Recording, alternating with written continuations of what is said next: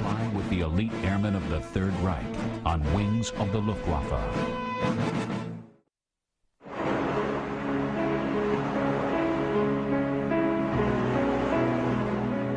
Floating like some black monster from the sea is the only example ever made of a Blohm & Voss 238.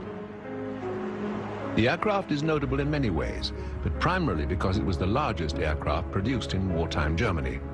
And at the time, it was the largest flying boat in the world. It represented the pinnacle of achievement for its manufacturers.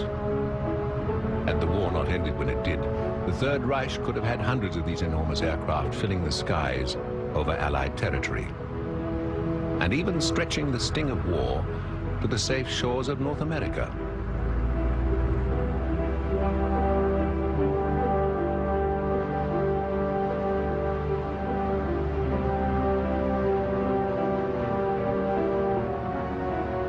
Large flying boats offered the Third Reich tremendous range and the ability to carry large payloads. They could have compensated for its lack of capital ships and other major surface vessels.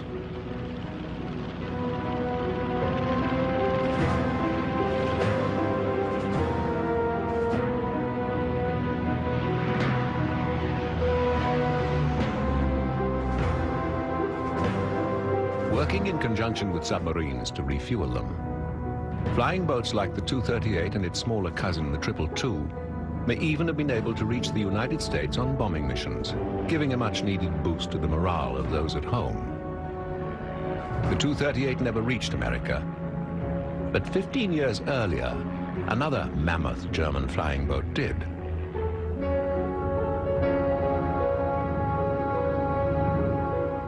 In 1929, the Dornier DOX was the largest plane in the world. The brainchild of Professor Cornelius Dornier, it had 12 massive engines, 6 facing forward and 6 aft.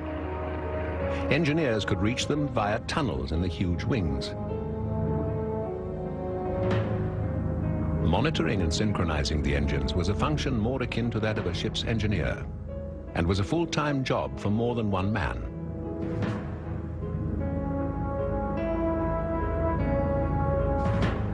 It was seen as an obvious competitor to ocean-going liners, another way for wealthy travelers to commute between countries and see the world from above the sea, rather than on it.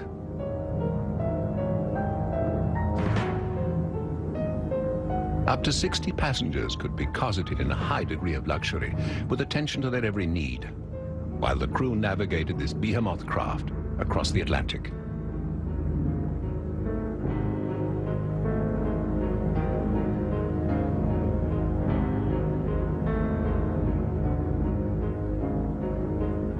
Before Dornier established his reputation with conventional aircraft, he worked at the Zeppelin Airship Company, which later built the Hindenburg, an airship that carried no more people and at a much slower pace, 7 years later.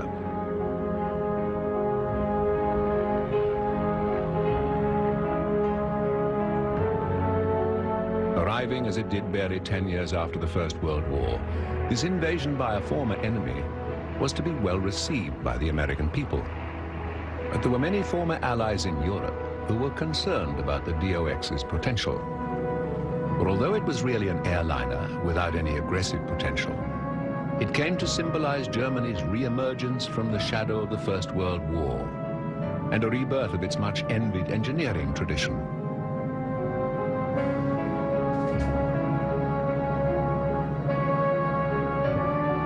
The cynical speculated that if 60 people could be flown across the Atlantic in sheer luxury, then perhaps several hundred could be accommodated in more austere conditions. Possibly this could have military implications. Another peaceful invasion to American shores occurred in 1931. This time the Italians, arriving with a fleet of catamaran flying boats, demonstrated again that the Atlantic could be breached by using a similar route to the Germans.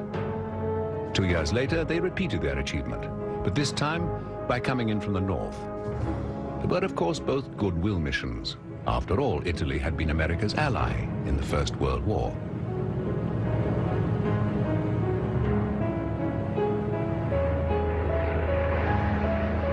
mammoth DOX had a two-engine forerunner called the Dornier Val, or whale. Although much smaller, it displayed similar lines to its gigantic brother. But the Val could only carry about 10 passengers. One of its functions was as a mail plane, shipping letters and parcels from one continent to another on a fast and regular basis.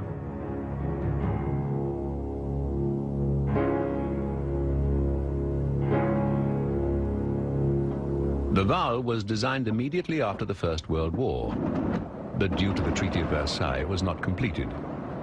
In fact, it took an Italian company working in conjunction with Dornier to complete the first Val in 1923. Later, it was built in Germany, as well as in Japan, Holland, and Spain. Over 300 of these redoubtable flying boats were to be built before production ceased in the mid-30s. Some, like this one departing from East Africa, pioneered the transatlantic airmail run down to Brazil. Of course, aircraft of this size never had the range of the DOX or the security of 12 engines. Nevertheless, they braved their way to South America, stopping to refuel from special tender ships anchored mid-Atlantic. These vessels were specially constructed to support the Val's transatlantic mission. The pilots referred to these stop-offs as double refueling. While the Val was tanked up, the pilot got a strong drink too.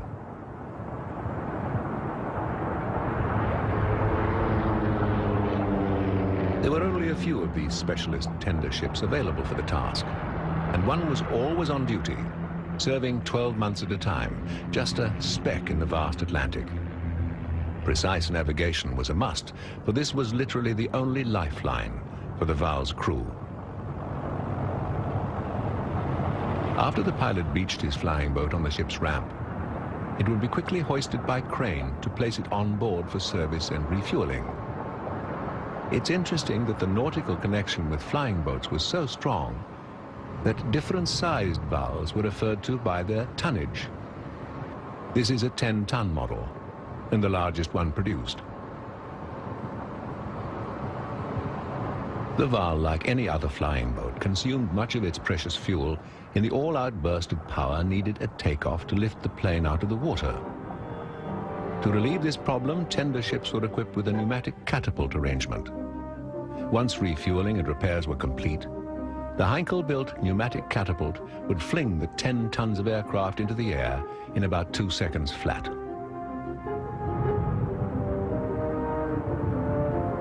By 1934, Lufthansa was operating the service on a regular basis across the South Atlantic. Sindicato Condor, as it was called, pioneered the opening up of a whole continent for communication with the Europeans. By that time, it employed 5 flying boats and 2 tender ships.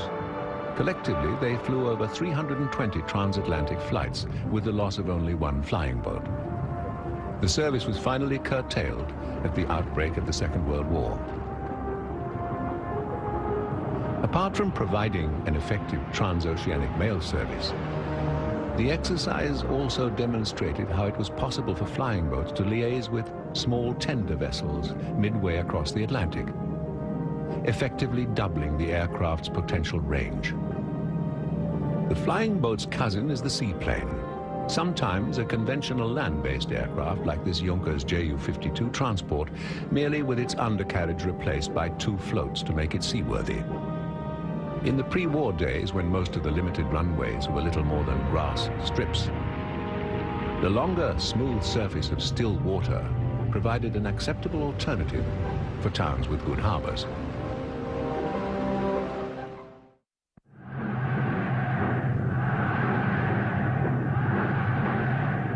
By 1933, Germany was rising from the humiliation of Versailles, and its people had been smitten by a new ideology that offered to restore the nation to its former glory.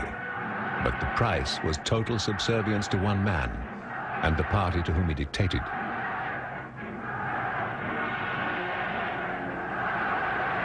During the rallies that followed, the technologies of the new war machine were displayed. Technologies that concentrated on the air and on the ground. Germany's sea power was still in its infancy.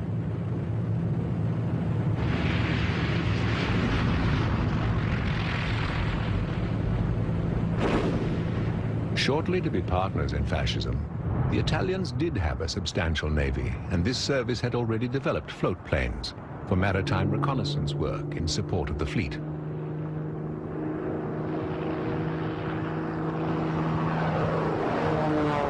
Unlike the Italians, or the Japanese and Americans who followed the same line, German designers preferred twin-float seaplanes to do their naval reconnaissance work. Small numbers of Heinkel HE-60s were seen supporting Germany's limited fleet. A more improved offering was the Arado AR-95, which first flew in 1936 and remained in service until 1944. You can see under the aircraft's fuselage one of the advantages that seaplanes have over their floatplane cousins. Aerial torpedoes are easier to carry and fire with greater accuracy from the centerline position.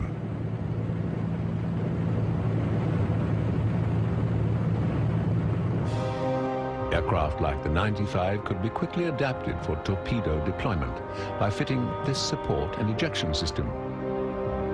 When the deployment system was not in use, it was simply stored ashore, thus reducing the plane's overall weight. Clever devices like these turn simple biplane aircraft like the Arado AR-95 into dangerous maritime raiders.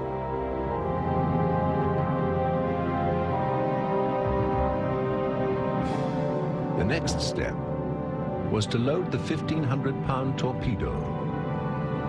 The 95 could carry quite a variety of ordnance, including bombs, depth charges, and mines. The overall payload was small compared with other aircraft, but one well-placed missile would do. Some 95s were to see limited combat service, operating in the near reaches of the Baltic Sea, where they would have patrolled coastal areas seeking to ensure German dominance in the region.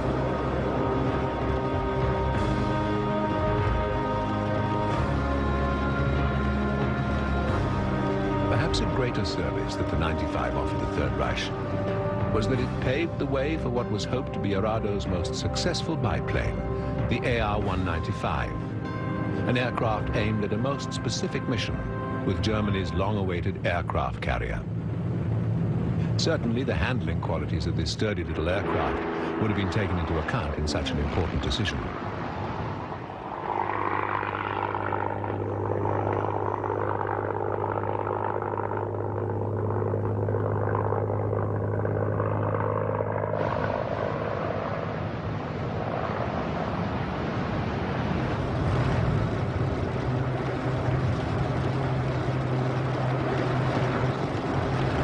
If Arado's earlier biplane had not been successful, then its first monoplane, designed to perform almost the same task, certainly was.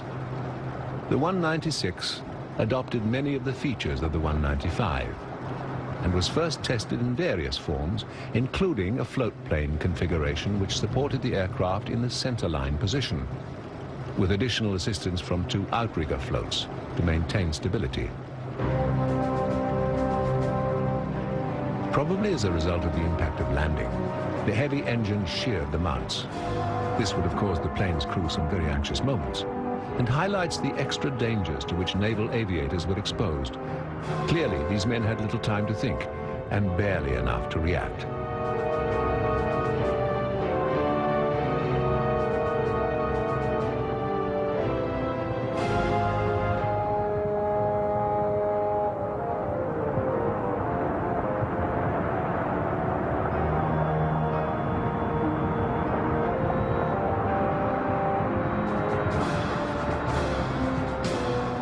The engine mounts broke, so too did the fuel lines. Petrol would have cascaded down onto the hot cylinders of the air-cooled engine, causing a potentially lethal situation, from which both crew members were lucky to have escaped.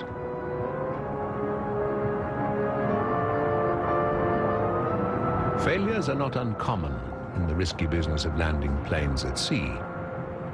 The fact that this plane survived after the fire was silent testimony to just how rugged the 196 really was. It was that basic rugged construction that saw the 196 adopted as the standard seaplane by the beginning of the war. And it was employed on all of the major ships capable of supporting aircraft, it played an important role in observation and light attack duties.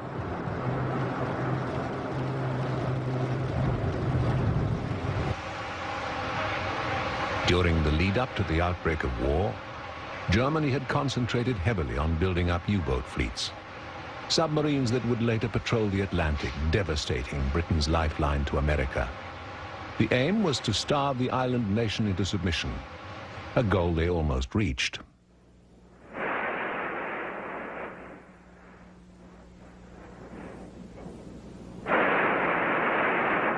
However, the Third Reich did possess some capital ships. Vessels like the Bismarck, Tirpitz and Scharnhorst were quite substantial, and during the early part of the war caused the British considerable problems.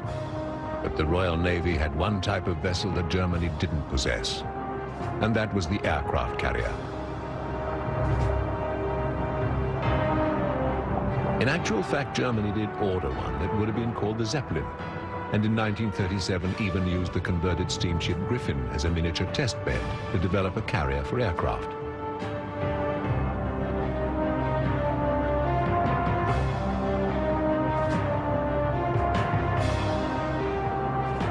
The Griffin offered a small catapult arrangement, which was less sophisticated than that used by the Waal in the South Atlantic. But it was enough for a light aircraft like the Fieseler Storch to test the ideas needed to build a fully fledged carrier.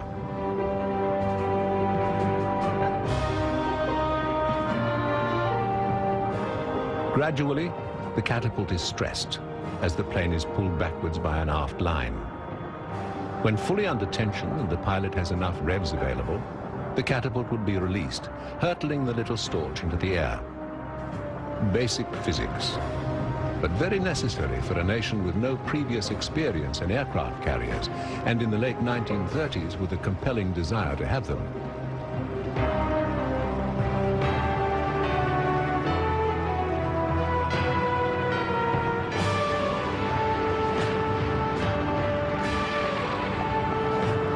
The Griffin's primitive flight deck was no wider than the ship's hull, making the pilot's positioning of the aircraft on approach a very demanding business.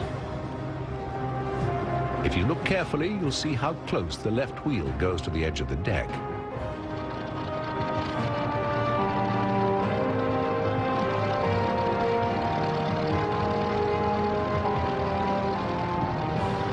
Overcompensation, particularly on a rolling deck, could actually spell disaster, even with a slow-moving light aircraft like the Storch, which in a strong headwind could almost hover.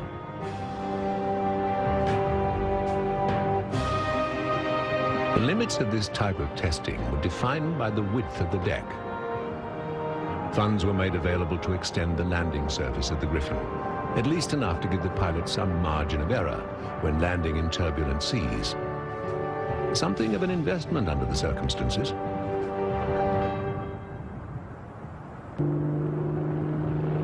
This preliminary work at least gave German engineers and pilots some experience in aircraft carrier requirements. In a time when it couldn't obtain this information from any other country, and when it didn't have a carrier of its own. Although by now the Zeppelin was well underway, it was far from completion, and technical data was vital.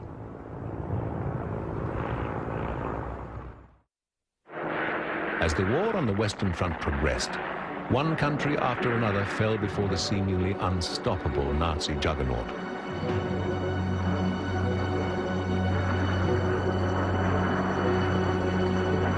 The frontline aircraft of both the Axis and the Allies were put to the test.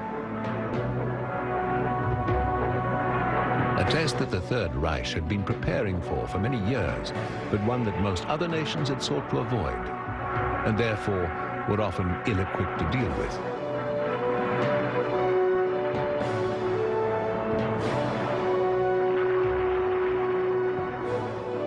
Frontline planes were not the only aircraft at the Luftwaffe's disposal.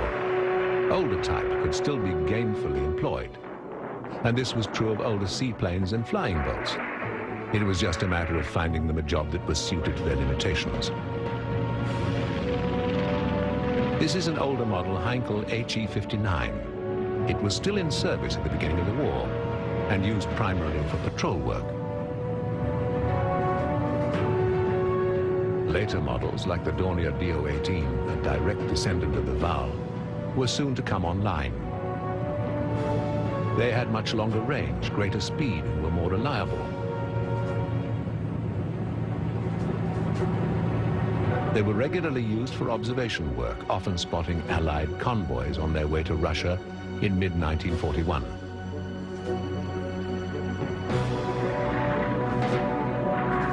Valuable information would be passed back to base and forwarded to swarms of Stukas, constantly on alert, waiting for their command to dive into action.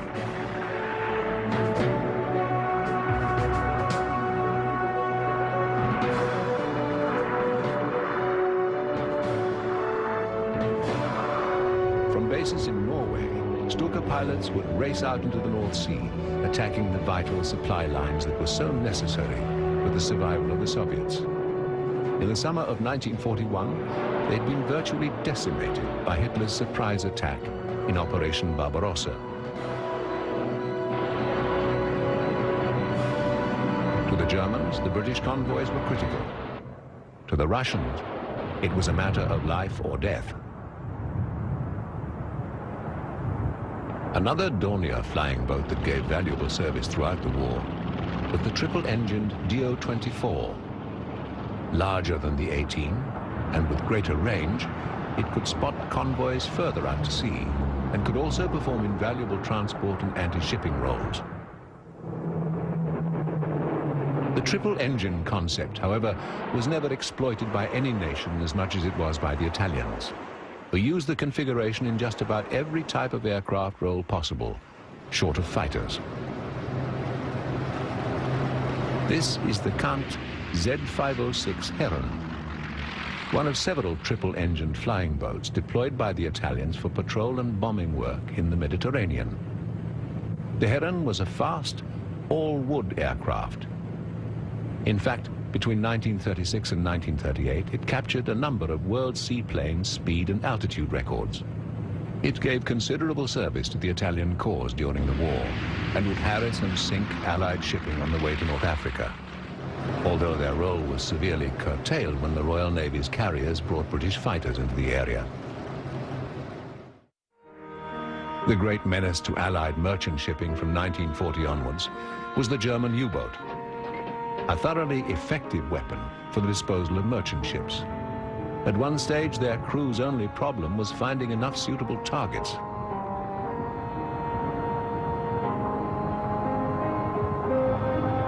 U-boat commanders ultimately got the assistance they needed from a somewhat unlikely origin. A pre-war German airliner designed to fly the Atlantic, carrying passengers in luxury, was hastily pressed into military service. A long-range, four-engined aircraft was required for lonely patrol work across the North Atlantic.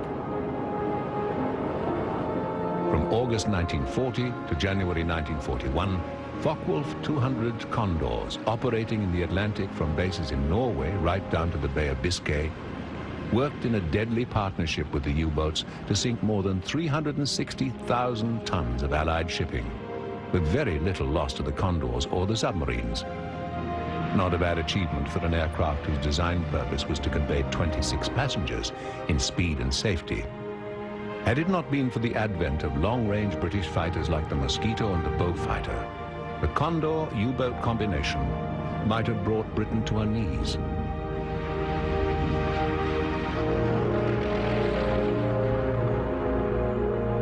Following the success of the Condor, an even larger transport, the Ju-90, another aircraft built for Lufthansa's civil air routes, was also adapted for military use. They also performed valuable maritime patrol work in their modified form as Junkers 290s, covering the entire eastern Atlantic from bases along the western seaboard of occupied Europe. The military version operated from 1943 onwards and offered the crew a reasonable level of protection from an assortment of gun barbettes scattered throughout the fuselage. Later versions had a tail gun position, something quite unusual for German aircraft.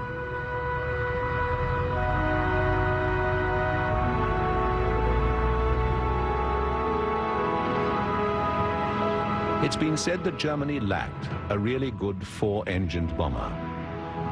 that it did so was purely a matter of leadership error and had nothing to do with its production capabilities. In fact, an even bigger version of the 290, the 390, was built with 6 engines. On one operational trial in 1944, it flew within 12 miles of New York City before it returned, without refueling. Although German U-boats had the support of long-range air patrols, they nevertheless lost the Battle of the Atlantic. Paradoxically, this was due partly to another long-range bomber, the American B-24. This aircraft could stalk U-boats with depth charges, sinking them faster than they could be replaced. Until the Allies produced aircraft like the B-24 and escort carriers, German submarines ruled the dark and icy waters of the Atlantic Gap, sending millions of tons of Allied shipping to the bottom and almost crippling the Allies. The Battle of Britain may have saved England from the Luftwaffe, but the Battle of the Atlantic was almost lost to the German submariners.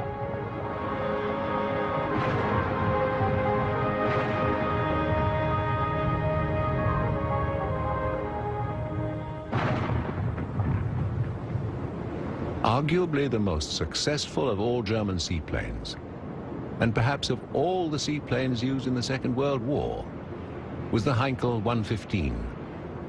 This truly superb design often operated from specifically built flying boat stations, bases at which maritime aircraft could be serviced to any level of refurbishment required.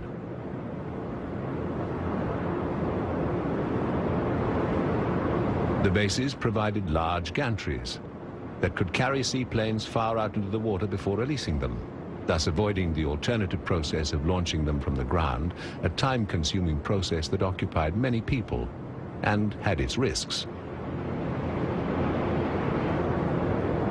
You can tell from these installations just how committed the Wehrmacht was to the seaplane and flying boat programs. The commitment went further than just installations.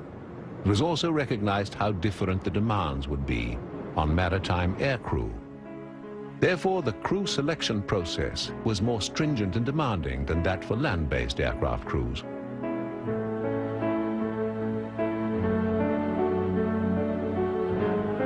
All of this effort was expended on the premise that seaplane crews had to be competent with nautical topics, every bit as much as those of an aviation nature. They were required to be masters of the oldest and at the same time the newest disciplines.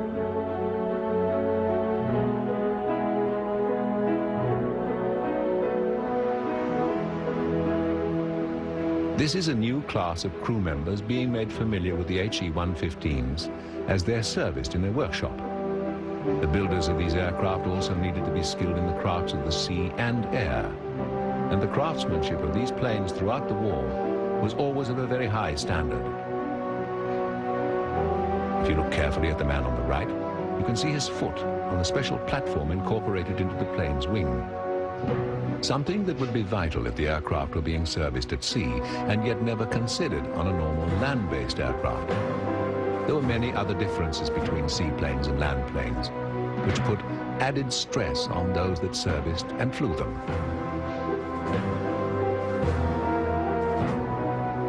Everything had to be compact and neat because of the very limited amount of space available, and what there was had to be well utilized.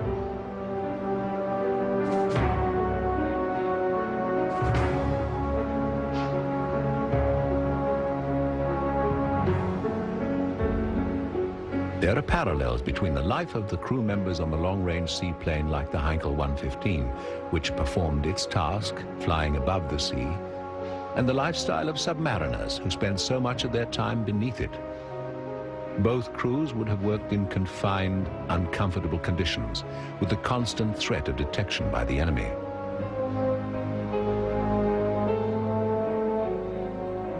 The limited space available in a seaplane dictated that all the equipment taken on board be selected frugally.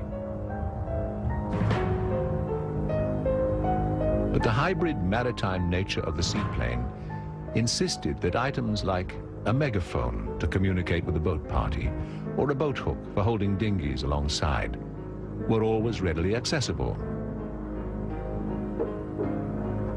They were items that you would certainly never see on a land-based aircraft.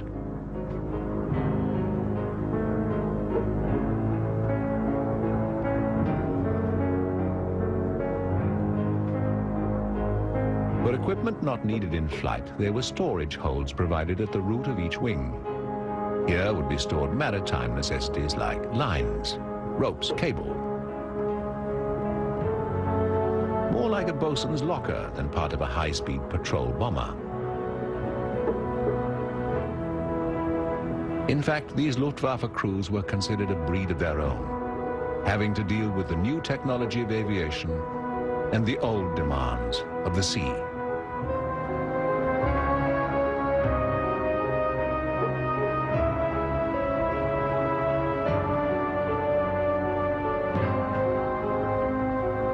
These men are stowing survival rations, brandy, chocolate, and medical needs in a sealed compartment inside one of the seaplane's floats.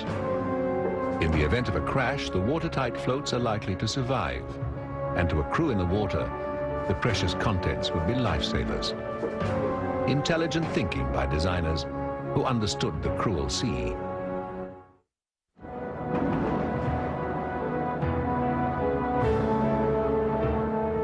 Although the 115 saw service throughout the war, its origins go back to 1936, when it competed with a Blömen Voss design to provide the Luftwaffe with its first major single-wing seaplane. Heinkel demonstrated that its design was much more advanced than anything else available.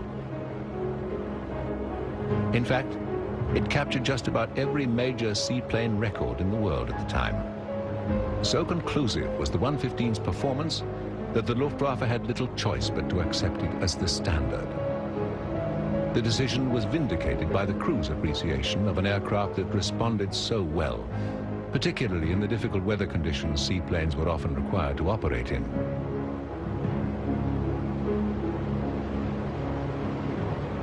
Not all German flying boat shore facilities had large gantries that simply plucked the plane out of the water and positioned it back there as required. Another method of launching beached seaplanes was simply to slide them down a concrete ramp that descended into the water. A simple but effective process which allowed the plane to be operational in a fairly short period of time.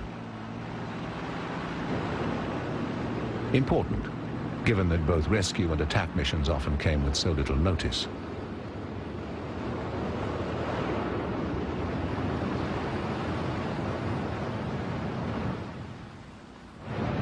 One of the main missions of the 115 was mine laying, often flying just outside enemy ports and along frequently used shipping lanes.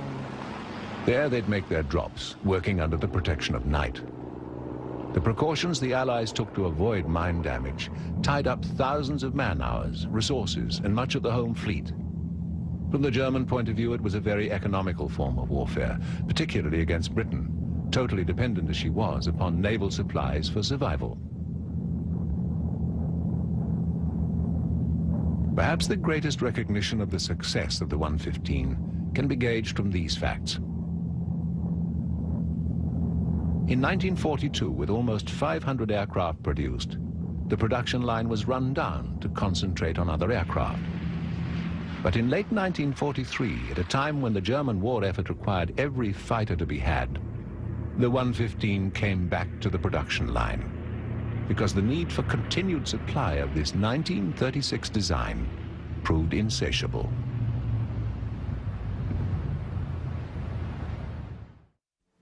Another aircraft that flew missions similar to the 115 was the tri-engined Blömen Voss 138.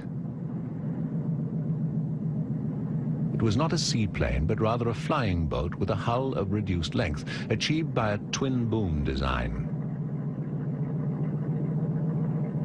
The 138 was considered by its pilots rather a difficult plane to fly, with particularly bad vision on landing. But it did offer extremely long range, something that was vital for many of the missions it was required to perform.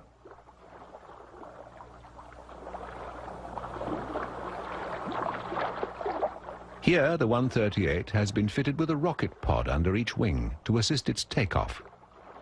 Experiments of this nature were conducted towards the end of the war, in an attempt to lift a variety of large aircraft into the air more quickly. The flying boats were given particular attention, as their takeoff time was greater and was influenced by the condition of the water.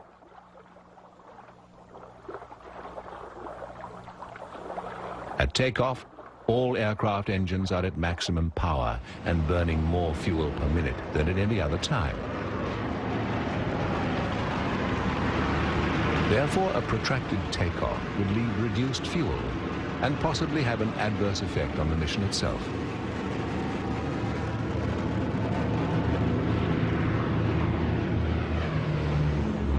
Blohm + Voss were actually a shipbuilding company, which got into the flying boat business as an extension of its other activities.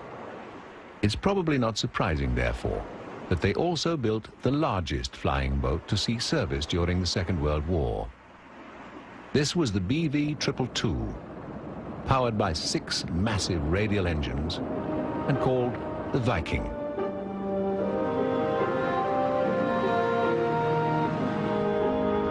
This is the prototype, seen in its civilian colors. It was first ordered by Lufthansa as a long-range airliner to service the North Atlantic. But its military potential was quickly recognized, and like the Focke-Wulf Condor, was soon pressed into service. It flew transport and reconnaissance missions from Norway to North Africa. Although few were built, it gave surprisingly good service.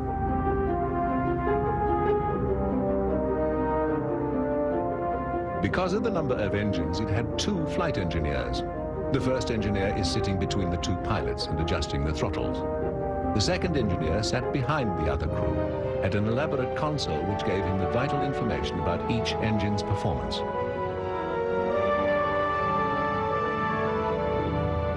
Helmut Rödig was Blohm + Voss's chief test pilot and a man who brought a great deal of flying boat experience to a company that concentrated heavily on producing these aircraft.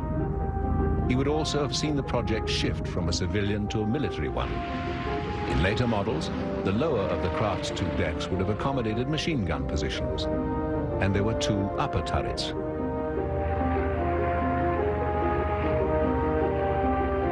Despite this defensive fire, Vikings often employed escort fighters, because the Luftwaffe was slow to take risks with an aircraft the size of the 222, and the cargo it was capable of carrying.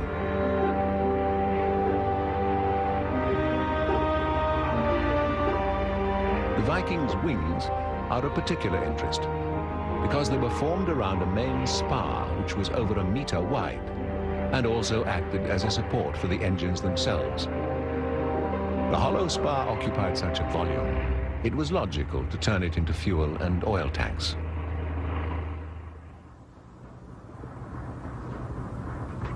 As big as the Viking was, there was one still larger flying boat produced by Blohm + Voss in the wartime years.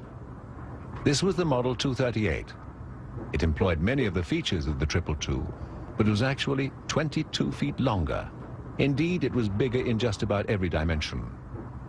Because the risk of building a plane this size were considered so great, Blohm + Voss commissioned a 1/4 size flying model to test its characteristics.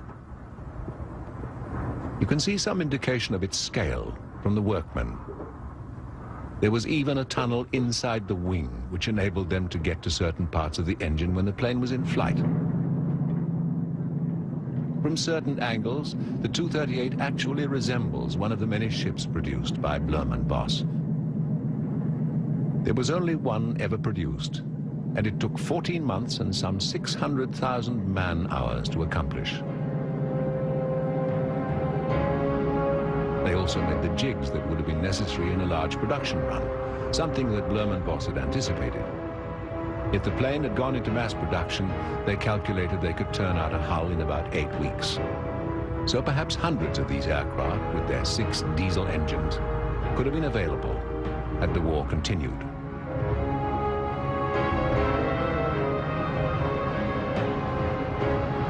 The 238 would have been more heavily armed than the Viking, offering a greater level of protection from Allied fighters.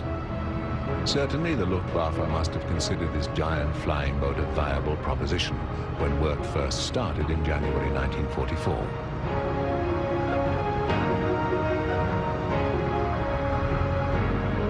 By the time the aircraft was completed in March of 1945, the war was already lost. And perhaps, tragically, so was the sole example of the Tu-38. The largest flying boat to fly in the Second World War met its fate from the blazing guns of Allied Mustangs. It was destroyed just 4 days before the official end of the war. By any standards, it was a major engineering accomplishment. And that this was achieved during a time of great material shortages and while Germany was being bombed day and night speaks volumes of the ability of the Blumenvoss team. As it happens, none of the Luftwaffe's warplanes ever reached North America, although it's very clear that they had a number of aircraft capable of doing so. By the time they came into service, the war had taken another direction, and the fatherland needed defensive rather than offensive aircraft.